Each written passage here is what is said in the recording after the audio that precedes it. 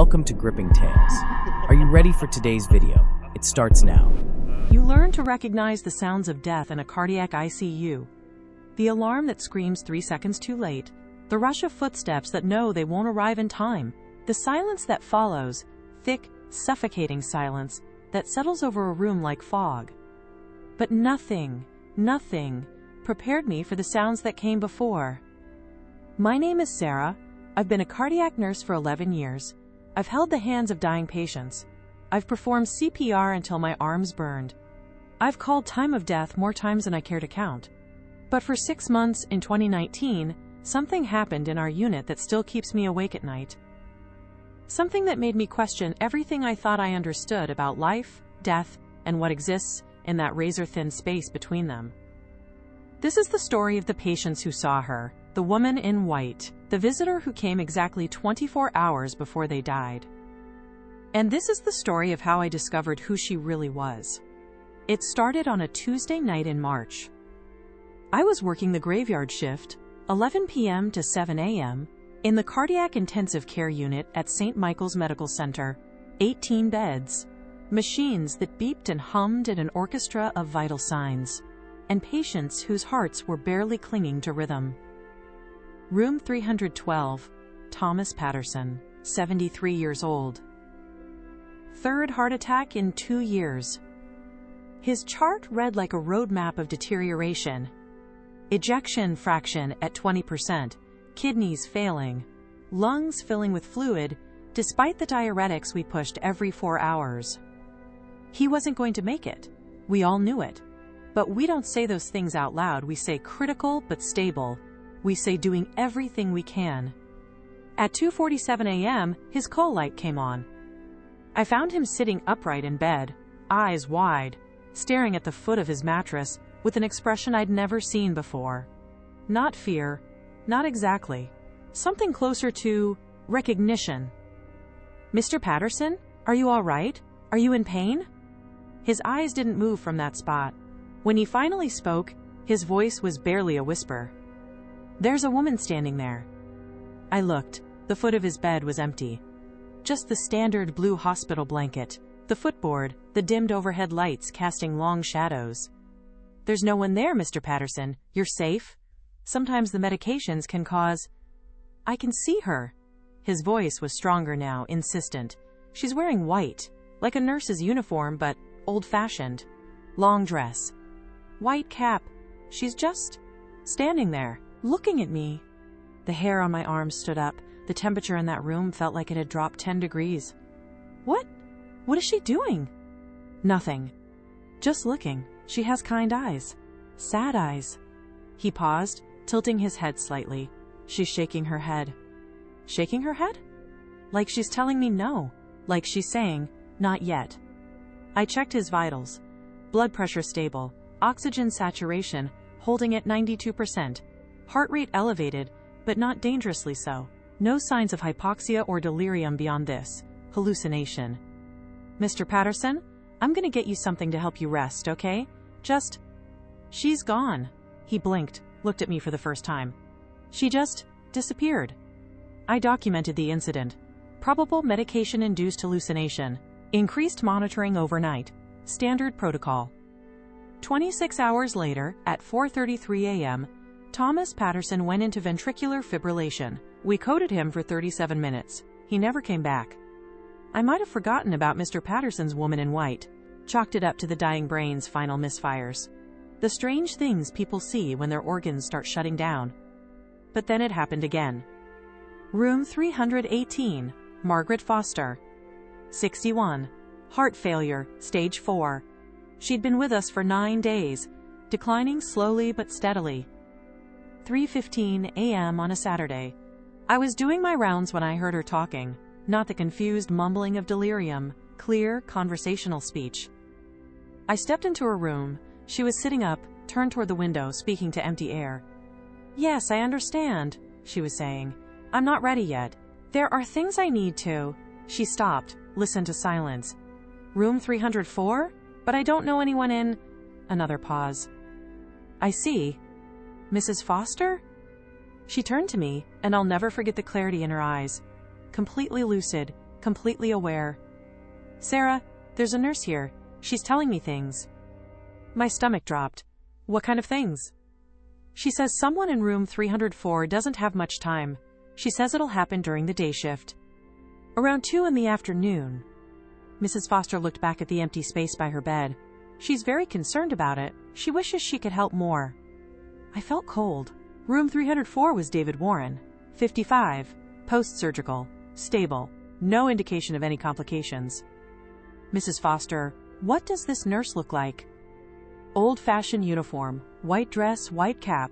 She looks so tired, so sad, like she's been working too long without rest." Her eyes met mine. "She told me," the woman said, "not yet. Is that strange?" "Not yet." The same words Thomas Patterson had heard. "When did you see her?" "She's standing right there." Mrs. Foster pointed to the foot of her bed. "Can't you see her?" I looked. Nothing but shadows and the green glow of the heart monitor. "She's gone now," Mrs. Foster said softly. "She just faded away." I left that room with my hands shaking, went straight to the nurse's station and pulled up David Warren's chart. Everything looked fine. Stable vitals. No alerts. No red flags. But I couldn't shake the feeling, the absolute certainty that something was wrong. At 2:23 p.m. that day, during the shift change, David Warren suffered a massive pulmonary embolism. By 2:31 p.m., he was dead. And 22 hours later, at 1:47 a.m., Margaret Foster's heart stopped beating. Exactly 24 hours after she saw the woman in white. I started keeping a record. Not in the official charts. I would have been written up, maybe worse, for documenting paranormal activity in patient files. But in a notebook I kept in my locker, dates, times, patient names, descriptions. Room 308, James Sullivan. Saw her at 11:43 p.m. on April 2nd. Died at 11:19 p.m. on April 3rd. Room 315, Linda Harper. Saw her at 4:55 a.m. on April 19th. Died at 4:42 a.m. on April 20th. Room 312 again, Robert Kim. Saw her at 1:33 a.m. on May 7th. Died at 1:28 a.m. on May 8th. Always within a 2-hour window of 24 hours. Always the same description, white uniform, old-fashioned, sad eyes, kind face.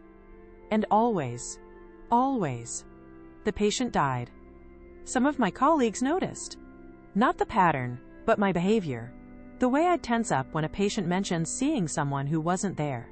The way I'd pull their charts, checking and rechecking vitals, looking for signs of deterioration. "Sarah, you okay?" my charge nurse Rebecca asked, one night in June. "You've been on edge for months." I wanted to tell her, wanted to show her my notebook, the pattern I'd documented. But how do you explain something like this without sounding unhinged? "Just tired," I said. "Long shifts." But I wasn't just tired, I was terrified. Because I'd started to realize something else. Something worse.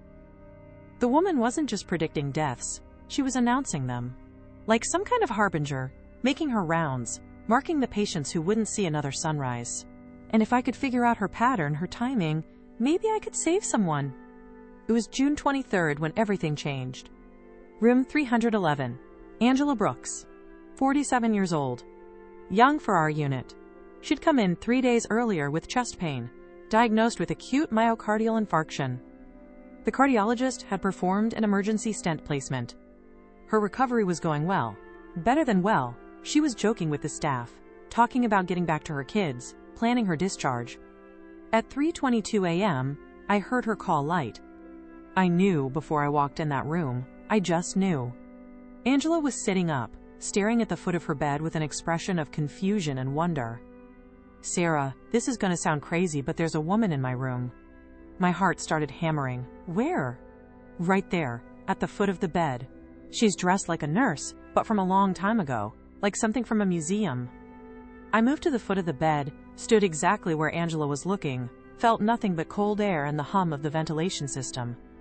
What is she doing? Just looking at me. She seems worried. Angela paused, tilted her head. "Wait, she's saying something." "What is she saying?" "She's telling me to tell you something." Angela's eyes focused on me. She says you need to check room 307. She says the monitors are wrong. She says his heart is drowning. Room 307, Marcus Thompson, 68. Congestive heart failure. I'd checked on him an hour ago. Sleeping peacefully. Vitals stable. Oxygen saturation at 95%. She's very insistent, Angela continued. She's saying you need to go now. Right now. She's saying... Her face went pale. She's saying she tried to save him once before. She couldn't then. Maybe you can now. I didn't wait. I ran. Room 307 was dark and quiet. The monitors showed normal readings. Heart rate steady at 72. Blood pressure 128/84. Oxygen sat at 94%. But Marcus Thompson's lips were blue. His chest was barely moving. And when I ripped back his blankets, his legs were mottled and cold. His body was shutting down while the monitors lied about it. I hit the code button. The team came running. We intubated him, drained fluid from his lungs, pushed medications that forced his failing heart to keep beating. We saved him. At 6 a.m., when my shift ended, I went back to room 311. Angela was awake, reading on her tablet. Is he okay? The patient in 307?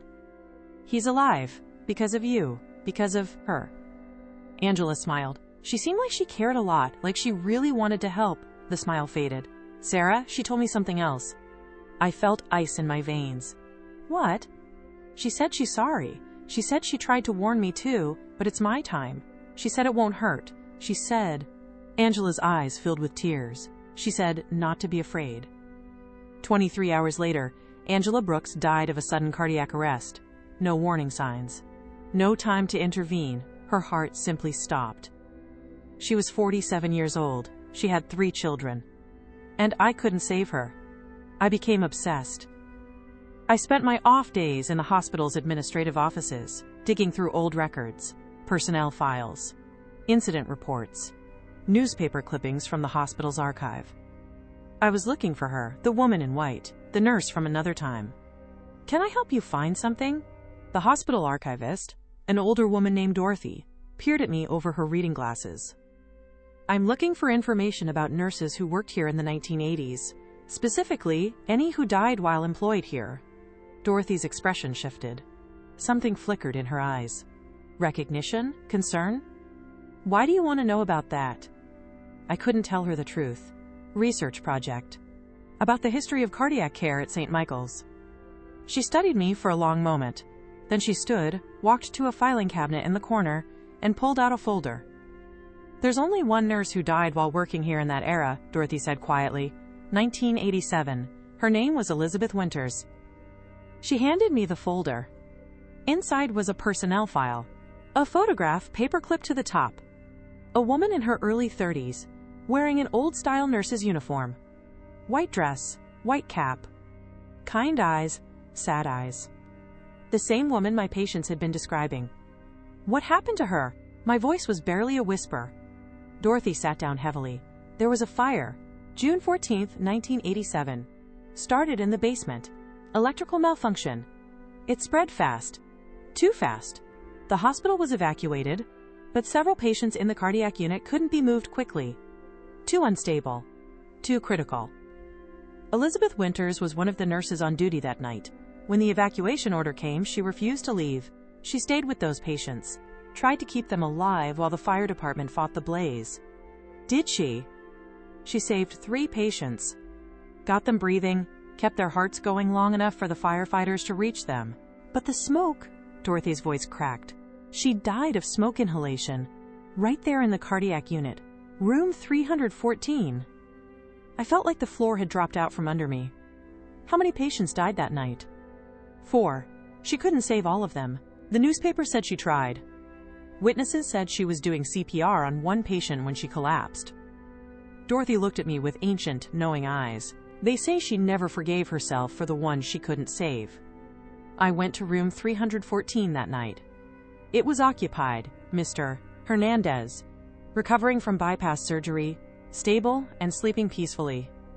I stood in the doorway, looking at the space where Elizabeth Winters had died 32 years ago. Had she been standing at the foot of a bed, just like my patients described? Had she been trying to save one more person when the smoke finally took her? "You're still here, aren't you?" I whispered to the empty hallway. "Still making your rounds, still trying to save them." But she wasn't trying to save them. The realization hit me like a physical blow. She was guiding them. 24 hours before they died, she appeared. Not to frighten them, not to haunt them, but to prepare them, to let them know what was coming, to stand with them in that terrifying moment of recognition. "Not yet," she told some of them, because their time wasn't quite up. The patients she predicted, like David Warren in room 304, maybe she appeared to them too in moments I didn't witness. Maybe she tried to warn them, tried to help, but couldn't stop what was already in motion. And Marcus Thompson, she had tried to save him, used Angela Brooks to get a message to me because she couldn't intervene directly. She was bound by the same rules that govern death itself. She could observe, could warn, but couldn't change the outcome, not unless someone living acted on her information. She'd been a nurse in life. She remained a nurse in death, making rounds, watching over patients, doing what she'd always done, caring. I started crying right there in the hallway for Elizabeth Winters, who died trying to save people and never stopped, for all the patients I'd lost, for the weight of death that both of us carried.